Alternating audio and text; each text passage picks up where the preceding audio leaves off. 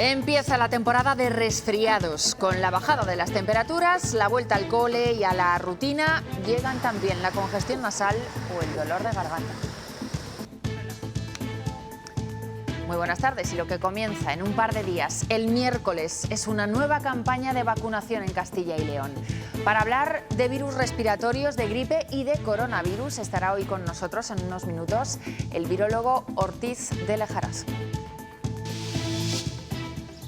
A partir del 1 de octubre comenzará la campaña de vacunación, que este año tendrá especial incidencia sobre los niños y además tendrá otras novedades como la separación de la vacuna de la gripe de la del COVID, que se administrarán en días diferentes. Estaremos muy pendientes de la última hora del episodio de lluvias que mantiene en alerta al litoral mediterráneo, sobre todo a la provincia de Valencia. Allí siguen con alerta roja hasta la medianoche. Hay miles de alumnos que no han podido ir hoy a clase y se ha suspendido el partido de Primera División que se iba a jugar en Mestalla. En la zona de Gandía ha habido un pico de 50 litros en apenas 20 minutos.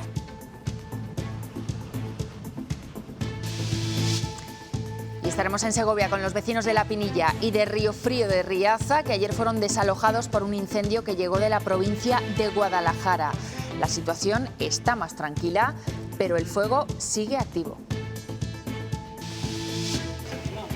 Los precios han vuelto a subir en septiembre, 2 décimas más, según el IPC adelantado, pero aquí en el mercado la sensación es que esa subida es mucho mayor.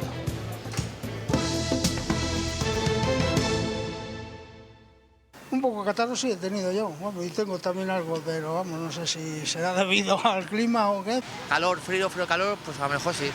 Bueno, estoy un poquito ya también yo. Un poco de moco sí, pero he ido al médico y me ha dado una pastilla y se me está quitando. Gente que es propensa a catarros y todo eso, pues yo creo que está bien que se vacunen.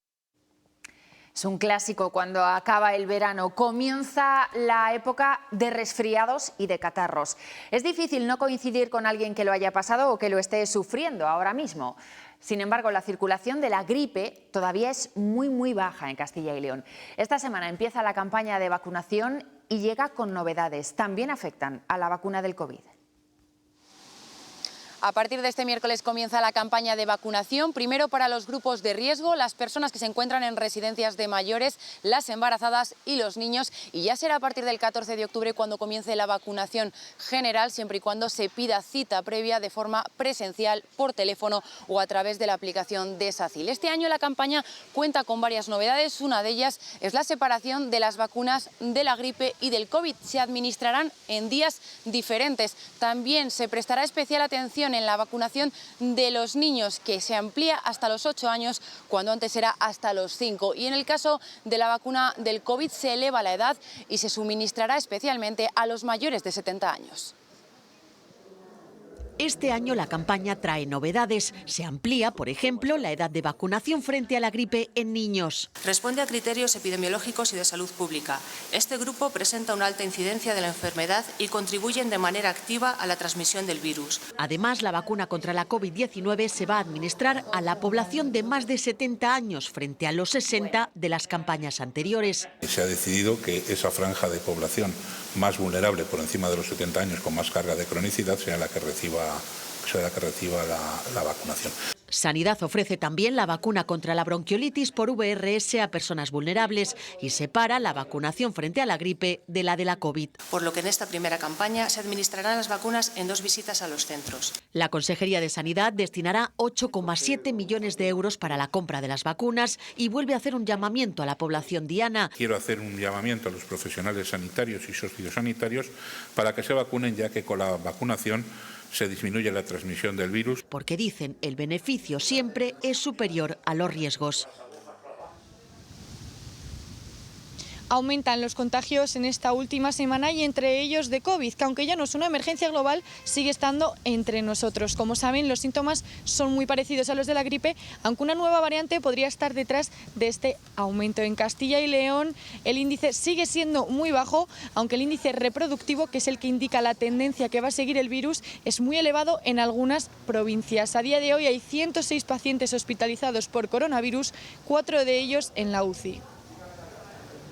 Fueron más de 7 millones de fallecidos en 5 años, según la OMS. Pero la pandemia del coronavirus es ya, para la mayoría, una lejana pesadilla. Yo creo que ya está un poco olvidado, yo creo, la verdad. Ahora la gente lo ve como una enfermedad normal, como si fuera una gripe, y con las vacunas yo creo que se trabajó mucho. Casi 13.000 personas murieron por COVID-19 en Castilla y León.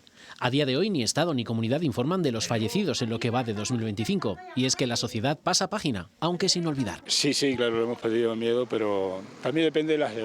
Lo que sí dejó la pandemia fue la normalización de esto, la mascarilla. No como uso diario y habitual, pero sí en situaciones puntuales. Si me veo que estoy acatarrada o lo que sea, sí. Ahora la verdad es que no me la pongo. Sí que nos la ponemos en caso de notarlo. Yo soy muy reacio a las mascarillas, no me gusta llevar la cara tapada. Incluso en el acceso a algunos centros de salud se han dejado de ver carteles alusivos, aunque a algunos ciudadanos no hace falta que se les recuerde. Si voy al hospital, sí. En ese caso sí, pero porque también soy enfermera. Los test continúan vendiéndose y haciéndose, pero ya con menos aceptación. No, o sea, sí que me tocó el otro día en el médico, pero por lo hizo el médico. No me lo llegué a hacer, me daba miedo, porque para estas cosas soy miedoso. Desde el COVID ha habido una vez y sí que me lo he hecho. Pues de momento no me he vuelto a poner mala, toco madera.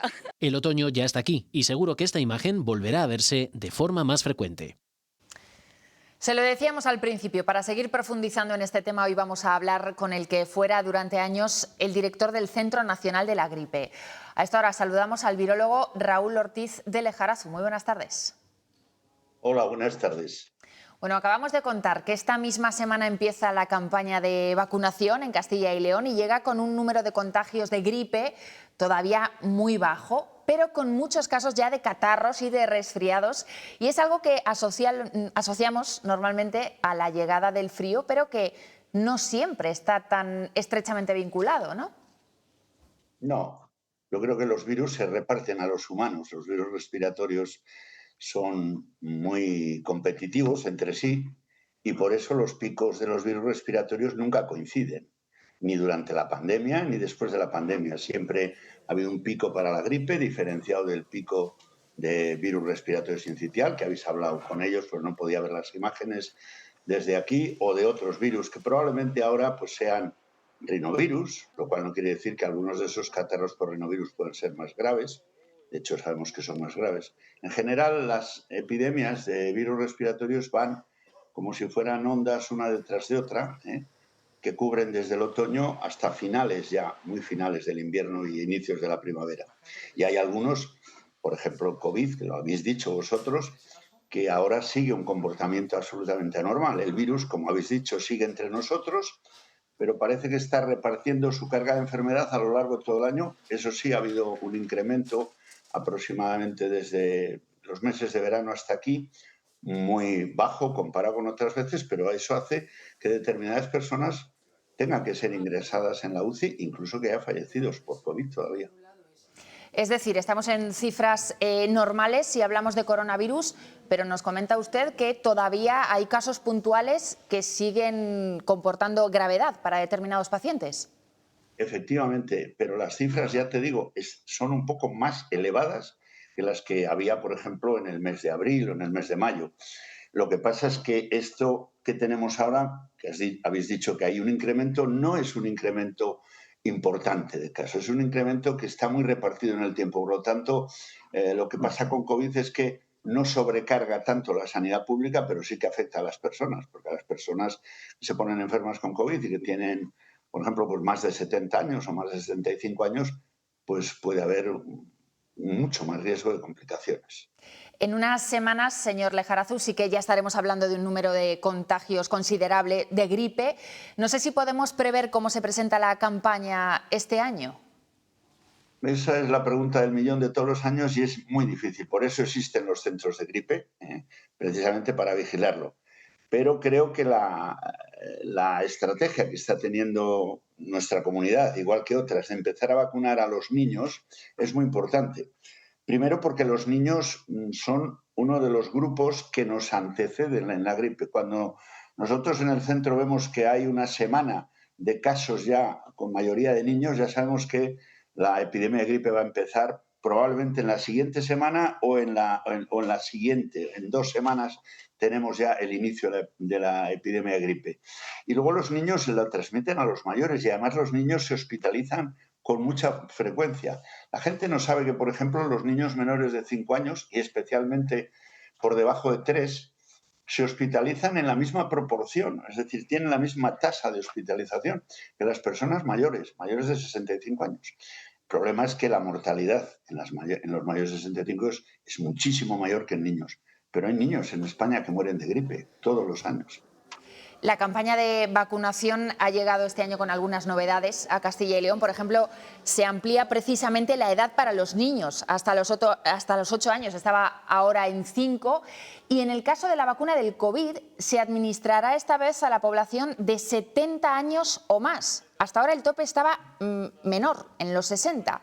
¿Hasta qué punto es importante tener a esos determinados sectores inmunizados?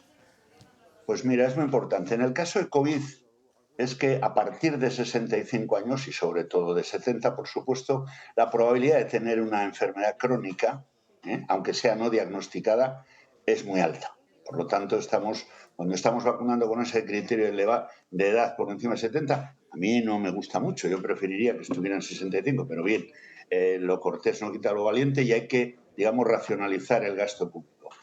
Pero por encima de 70 es muy fácil que haya, como te decía, patología crónica. Así que, por lo tanto, esa es la explicación, ¿no? Y por otra parte, empezar a vacunar a los niños y ampliarla hasta los 8 años, eso es fundamental.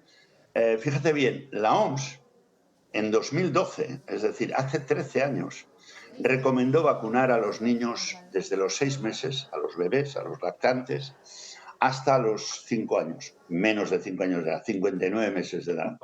Y eso lo hacía porque en esa franja de edad es donde se producen más hospitalizaciones y se producen más casos graves. Y eso, desde luego, es muy importante tratándose de niños, máxime en comunidades como la nuestra, con una tasa de natalidad bajísima, y en España también. Claro, tardamos 10 años en España, más de 10 años en implantar esa medida, que se implantó en el 22-23. Y bueno, pues todos los pediatras y casi todos los médicos se han dado cuenta de la importancia que es de vacunar a los niños y lo que reduce, digamos, las visitas al médico, las visitas hospitalarias a urgencias, etcétera, etcétera. Pero además es que eso va a tener un efecto indirecto sobre la población con la que conviven, es decir, los padres o los abuelos, los que les vayan a buscar al colegio, si son, en ese caso, personas mayores o son sus familiares, etcétera, etcétera. Y el hecho de ampliarla hacia los 8 años va en línea con lo que ha salido recientemente en un consenso que han hecho las sociedades de pediatría, las sociedades de vacunología y de infectología pediátrica, que ha salido, me parece, el viernes pasado, yo lo he puesto en mi cuenta de Twitter hoy, en la que han producido un documento de consenso solicitando que se haga la recomendación y que se amplíe la recomendación, como tienen otros países, en Estados Unidos o en Finlandia o en el Reino Unido, hasta los 17 años de edad. Pues Raúl Ortiz de Lejarazu, virólogo, muchísimas gracias por haber estado con nosotros. Buenas tardes. A vosotros. Buenas noches. Tabaco, evidentemente hay que luchar contra ello todos los días y luego después pues aspectos tan importantes como controlar la tensión, controlar el colesterol y hacer una dieta más o menos adecuada. Seguimos, como ven, hablando de salud porque hoy se celebra el Día Mundial del Corazón y los sanitarios insisten en la importancia de los buenos hábitos. Hacer ejercicio o eliminar el tabaco, lo escuchábamos, para cuidar de la salud cardiovascular.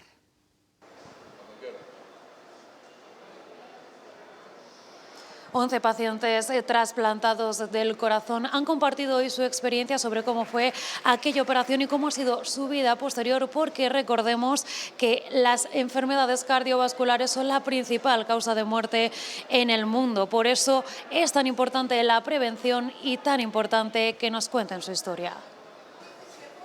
A Emilio le gusta llamarlo tener una segunda oportunidad. Es una alegría enorme tener un corazón de segunda mano, como yo digo. Cada latido cuenta, en su caso 26 años de nuevos latidos. Al principio, cuando me trasplantaron a mí ya hace 26 años casi, pues te daban una prórroga de vida aproximadamente entre 5 y 10 años.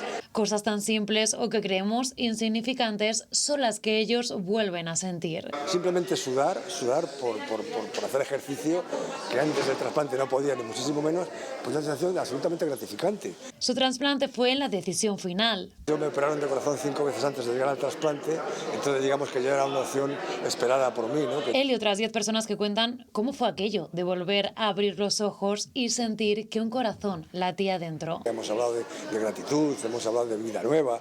¿Qué han sentido durante el trasplante? ¿Qué han sentido cuando han abierto los ojos? ¿Qué importancia tiene el ¿funciona mi corazón?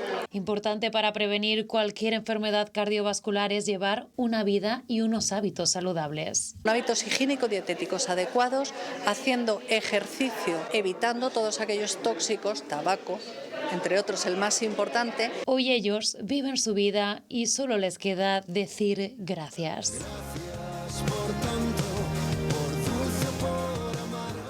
La rotura de una tubería ha obligado a desalojar hoy el centro de salud de La Palomera, en León. Se ha inundado la primera planta y ha sido necesario desplazar la atención y los servicios a otros espacios. De hecho, se han trasladado 2 unidades básicas al centro de salud José Aguado para atender consultas presenciales. Además, los profesionales de fisioterapia han sido reubicados, también la matrona. Desde la Junta aseguran que no hay riesgo estructural y que son estas medidas temporales. Y han generado revuelo las palabras del líder de los socialistas de Castilla y León este fin de semana. Decía Carlos Martínez que la radioterapia en Soria está comenzando de forma experimental. Dice el consejero de Sanidad que es irresponsable decir eso y lo acusa de sectarismo. Enormemente irresponsables. Una persona que opta a la presidencia de la Junta de Castilla y León, lo primero que tiene que mostrar es responsabilidad y no irresponsabilidad. Y como digo, yo creo que debe de explicarle el por qué piensa que se está haciendo de modo experimental a los profesionales que trabajan en la unidad satélite de radioterapia de Soria.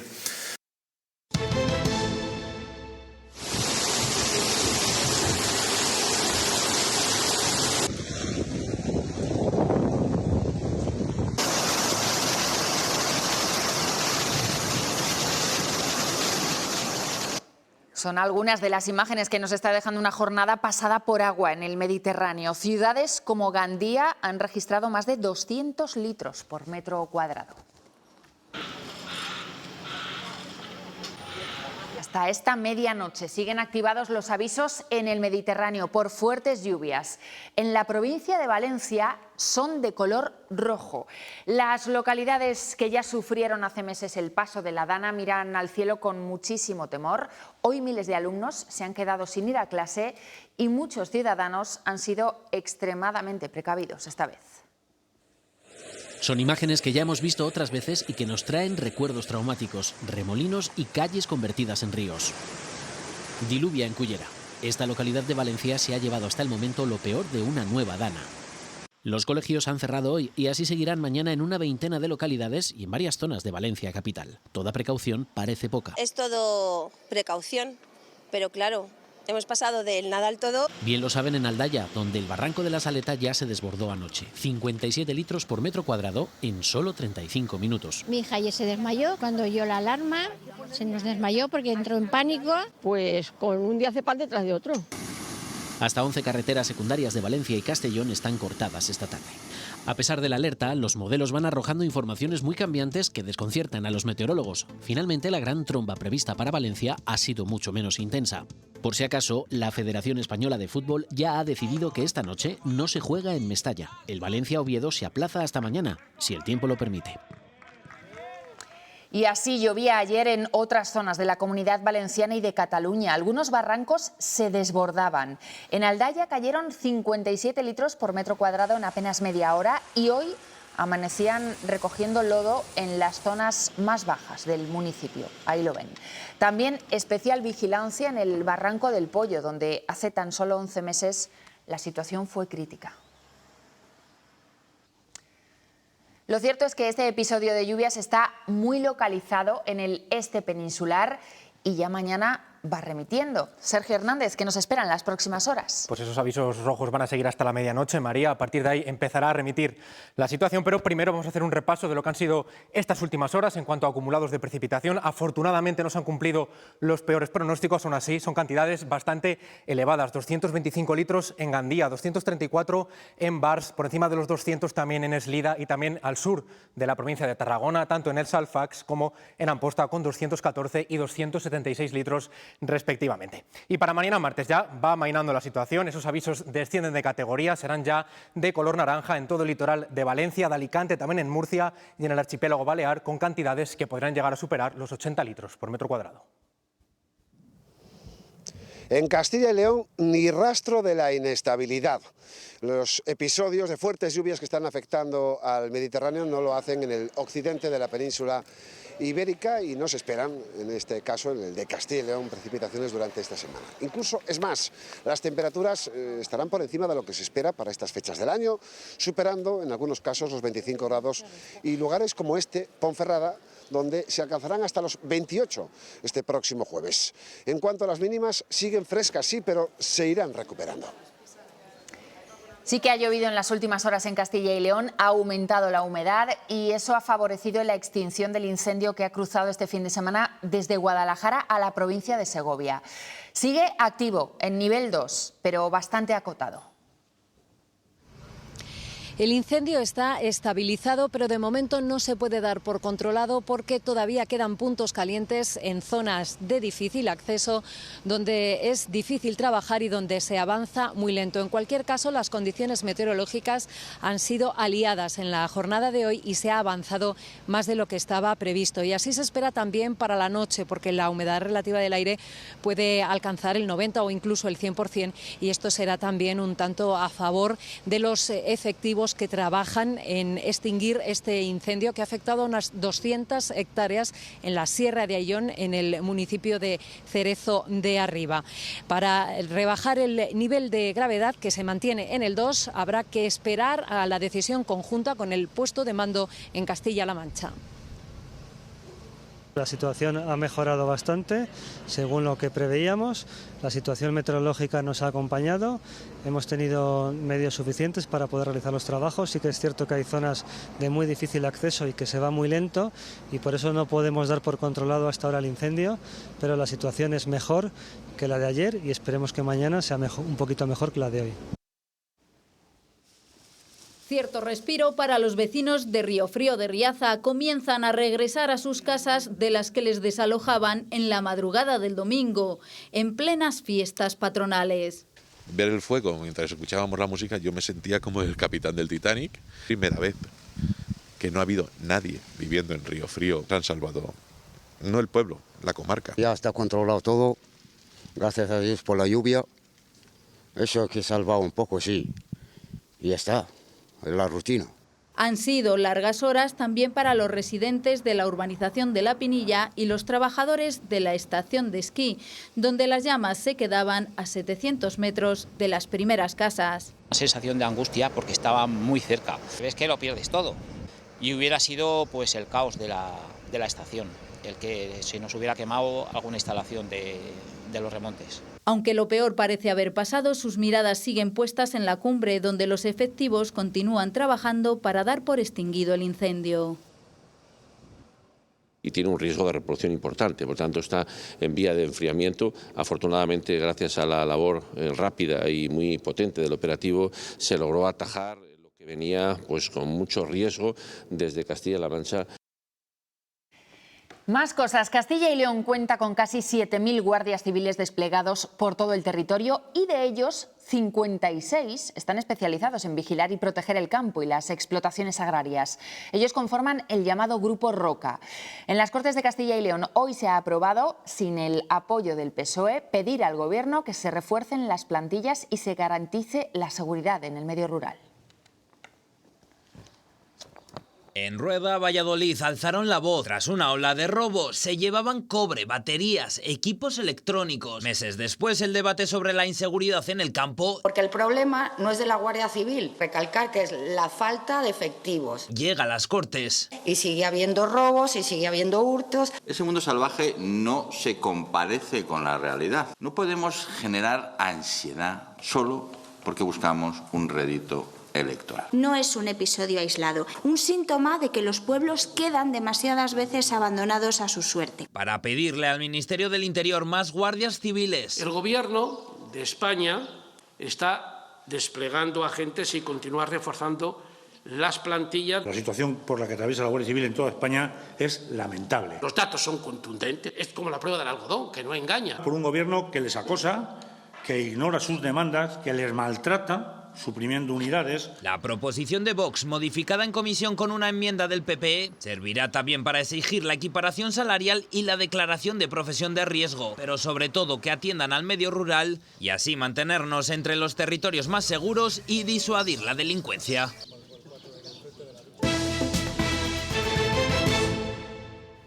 Los precios repuntan en el inicio de curso. La inflación ha subido 2 décimas en septiembre, hasta el 2,9%. La electricidad y los carburantes, que se encarecen desde que terminó el verano, han sido clave. Los alimentos se moderan en las estadísticas, pero no a pie de mercado. Da igual lo que digan las cifras oficiales. Lo que te vale hoy 2 euros, mañana 4. Quienes hacen la compra no tienen duda. 50 euros no te llega para nada. Y para comprobarlo, solo hay que darse una vuelta por los mercados.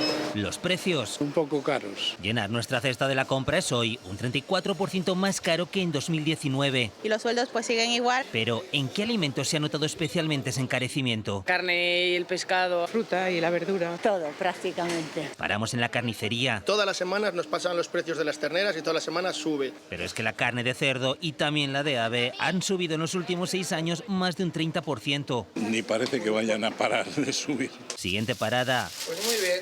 La panadería. Una temporada atrás que sí que subía cada 2 por 3, pero ahora mismo estaban bastante estables. Pero en 2019 era un 30% más barato. Y ojo, porque si queremos untar de mantequilla ese pan y tomar un vaso de leche, estos dos productos se han encarecido más de un 40%. Si hablamos de chocolate... Si es buena una tableta, incluso 10 euros. Porque se ha encarecido un 60%. El café, un poco menos, pero poco. De comprarlo al paquete de A6 a comprarlo a 9. Son solo algunos ejemplos, y lo dice el Banco Central Europeo. Pues no digo las Navidades, va a ser horroroso. Habrá que ir ahorrando ya.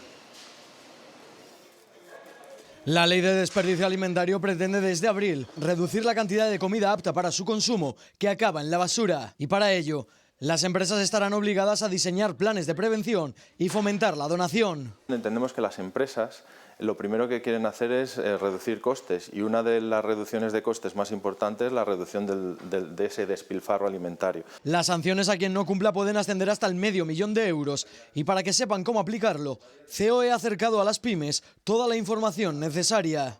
Las pymes, en relación con esta ley, son las que más complicado lo tienen, más dificultades tienen para aplicarlo. Aunque sea nueva y tienen que ponerse al día en ella, tengan recursos y herramientas que desde expertos del sector, desde el propio Ministerio y desde empresas que conocen la implantación de este tipo de leyes, tengan capacidad rápida de respuesta ante esta ley. Por el momento están exentas de aplicarla a las empresas de menos de 10 trabajadores. Pero aunque no haya obligación, la prevención es indispensable, porque en España se desperdician más de 23 kilos de comida al año por persona. Seguro que alguna vez les ha pasado esto, abrir la nevera y encontrarse un tupper olvidado al fondo o un zumo caducado. Y claro, al final todo esto acaba yendo a la basura. En España tiramos de media cada año por persona unos 30 kilos, lo que se traduce en 250 euros de gasto anual desperdiciado. Por eso cada vez la gente está más concienciada y decide comprar lo justo. Comprar menos y más al día y eso. Comprando lo justo y cocinando lo justo. Si te vas el fin de semana o lo que sea, cuando vuelves ya hay algo que se te ha puesto malo, es que dura un poco. No cocinando de más, a ver, sabiendo un poco proporciones, gente que comemos en casa. Como 2 días lo mismo, si pongo lentejas y pongo para 2 días y el siguiente día como igual. Más noticias. Se ha sentado hoy en el banquillo el transportista acusado de homicidio imprudente por atropellar a otros 3 camioneros que sofocaban el fuego de otro camión. Ocurrió en 2021 en la A62, a la altura de Tordesillas. Ha declarado que una nube de polvo le impedía ver, pero un guardia civil y un bombero han testificado que el humo no restaba visibilidad. La Fiscalía pide 5 años de prisión más indemnizaciones que casi rozan el 1.000.000 de euros. Y esta tarde ha muerto un hombre de 60 años después de caerle encima un árbol mientras cortaba leña en un pinar de Pedrajas de San Esteban, en la provincia de Valladolid.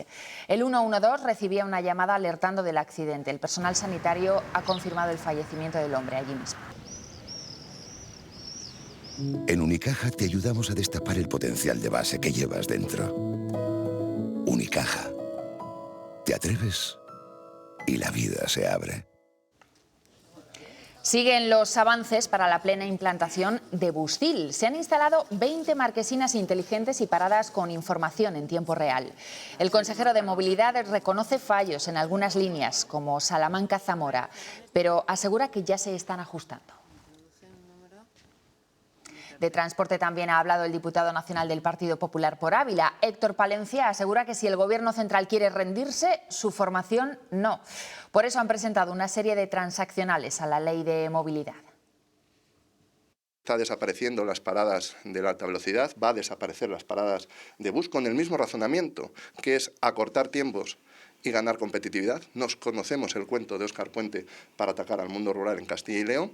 Vamos a defender los aeropuertos regionales de España y de Castilla y León. Los aeropuertos de Castilla y León son los que menor tasa de ocupación tienen de toda España. No están cumpliendo siquiera los objetivos que se planteó este Gobierno en 2021 para 2026. La presidenta del PSOE, Cristina Narbona, ha cargado hoy desde Burgos contra el Partido Popular. Critica que rechacen sentarse con la vicepresidenta tercera para avanzar en materia de prevención ante futuras emergencias y les pide que colaboren en la elaboración de un pacto de Estado.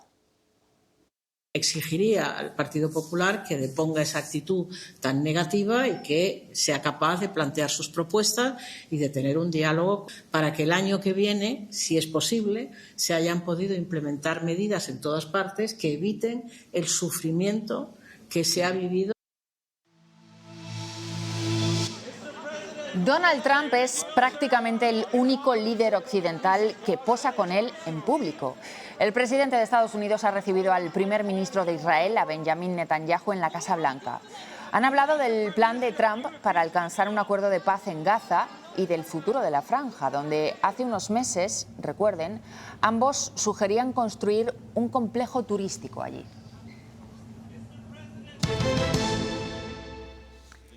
El Archivo Municipal de Segovia ha recuperado hoy un documento muy especial. Es la carta del rey Juan II que anuncia el nacimiento de su hija Isabel de Castilla, Isabel la Católica, el 23 de abril de 1451. En los últimos 2 meses, esta carta ha sido cuidadosamente restaurada. Parte esencial de la riqueza patrimonial de Castilla y León. No se ve, no se ve. Vas por la calle y ves otras cosas. Esto no se ve, pero esto habla de nuestra historia, de nuestra intrahistoria, de nuestra cabeza, de nuestra organización y también de nuestro corazón. Y esto es absolutamente fundamental. En Pascual hemos creado algo que escapa a cualquier definición. Imagina un batido que recuerda a un helado, pero que parece una suave crema con lo mejor de la leche. ¿Lo tienes? Pues tampoco es eso. Solo sabemos que se llama Pascual Lateado y que está buenísimo. Un placer que no se deja definir. Con tinta se necesitan 27 letras para leer una historia. En braille, 6 puntos y la yema de los dedos. Una obra de teatro que nos han pedido los de teatro. Tenemos 30 páginas. Lo tendríamos aquí. 80.000 volúmenes componen la biblioteca en papel de la ONCE en España. Cuentan con un servicio de impresión que funciona de forma personalizada para cada asociado. Se pueden imprimir libros de texto o de lectura, un trabajo arduo porque además de las letras se deben interpretar con esos 6 puntos otros aspectos como gráficos o imágenes. Cualquier persona afiliada a la ONCE tiene derecho a demandar que un libro se adapte, ya sea a braille o a audiolibro. La tecnología evoluciona y es una gran aliada, pero nadie debería perder la base que proporciona la lectoescritura. Es igual que las personas que no tienen problemas visuales siguen aprendiendo a leer y a escribir, aquellas personas cuyo sistema haya de ser el braille es igual de importante que sigan aprendiéndolo. Leer en braille es sentir la lectura. El audio, pues, te lo facilita para las personas que no han podido aprender braille. Es el tacto que convierte el silencio en voz, un método que ha iniciado este mes los trámites para ser declarado manifestación representativa del patrimonio cultural inmaterial.